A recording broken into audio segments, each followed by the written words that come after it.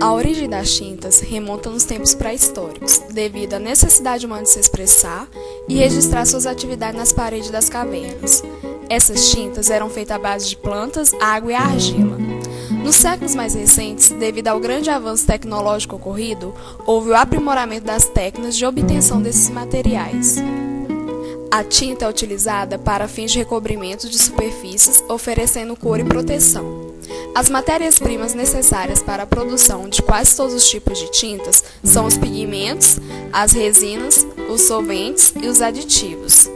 Do petróleo, obtém-se a nafta, que dá origem aos hidrocarbonetos eteno e etino.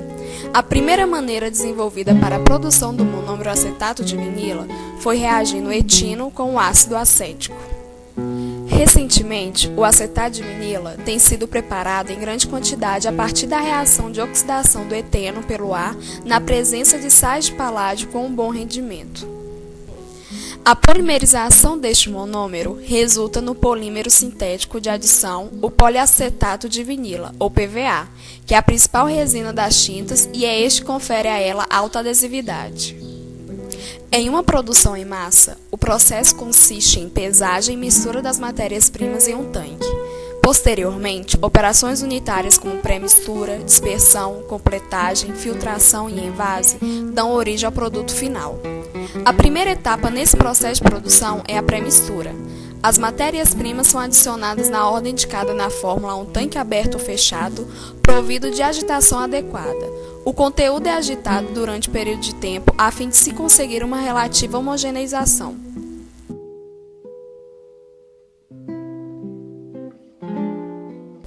Nessa fase, são adicionados pigmentos, partículas sólidas insolúveis usadas nos recobrimentos superficiais, que definem a coloração e melhoria das características físicas da película. Sua função não é apenas deixar a superfície colorida, mas também refletir muito dos raios de luz destrutivos, ajudando na durabilidade. Os pigmentos, frequentemente, são confundidos com os corantes.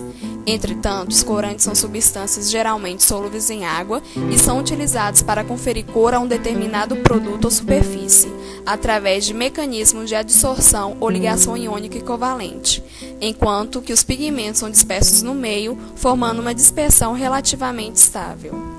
Os corantes são muito utilizados na indústria têxtil e os pigmentos são fundamentais na produção de tintas para revestimentos. Há também a adição das cargas, minerais industriais com características adequadas de brancura. Além de baratearem o custo, colaboram para a melhoria da cobertura e da resistência ao intemperismo. Incorporam-se as resinas, que são formadoras da película da tinta, e são responsáveis pela maioria das características físicas e químicas desta, pois determinam o brilho, a resistência química e física, a secagem, a aderência, além de serem não voláteis. Nesta mesma etapa, são acrescentados solventes e aditivos. O primeiro é um composto responsável pelo aspecto líquido da tinta como determinada viscosidade. Após a aplicação, este componente evapora, deixando uma camada de filme seco sobre o substrato.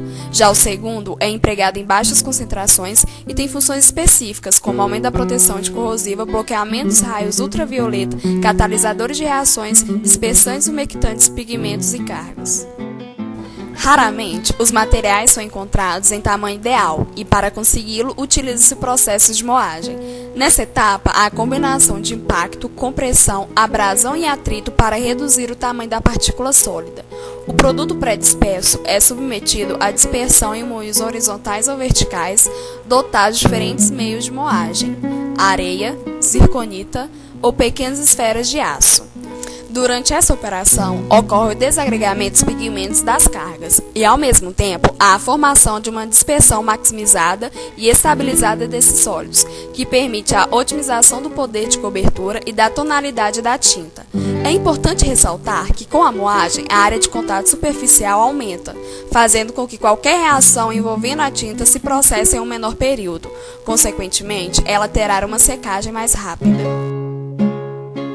Em seguida, a mistura passa por um período de completagem. Em um tanque provido de agitação são misturados, de acordo com a fórmula, o produto de dispersão e os componentes restantes. Nessa fase, são feitos acertos finais, para que a tinta apresente parâmetros e propriedades desejados. São realizados o ajuste da cor, da viscosidade e da correção do teor de sólidos.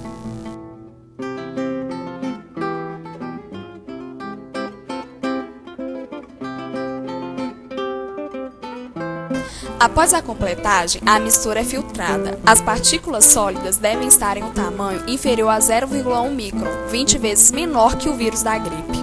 É relevante destacar que o uso de filtros adequados é essencial para o aprimoramento da qualidade da tinta.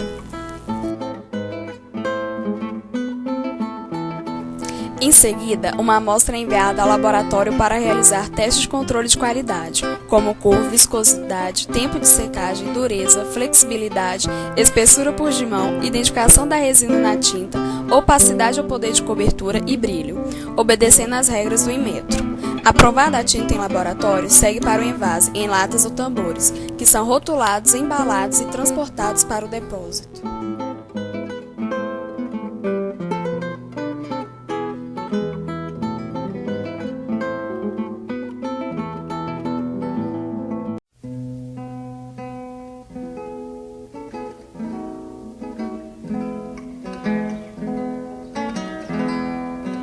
Algumas indústrias utilizam o diesel para a geração de calor, emitindo monóxido de carbono para a atmosfera, e a manutenção dessas instalações pode gerar resíduos, como borras oleosas. As operações de lavagem de recipientes de cores diferentes, equipamentos e instalações industriais necessitam da combinação de água, solventes e solução de hidróxido de sódio. Com isso, são gerados efluentes, contendo altas concentrações de solventes e sólidos suspensos, que requerem um determinado tratamento. As substâncias contidas nos efluentes podem acarretar sérias catástrofes, quando presentes em mananciais tais como problema no tratamento de água, desequilíbrio de pH, além de impedir a transferência de oxigênio da atmosfera para o meio hídrico.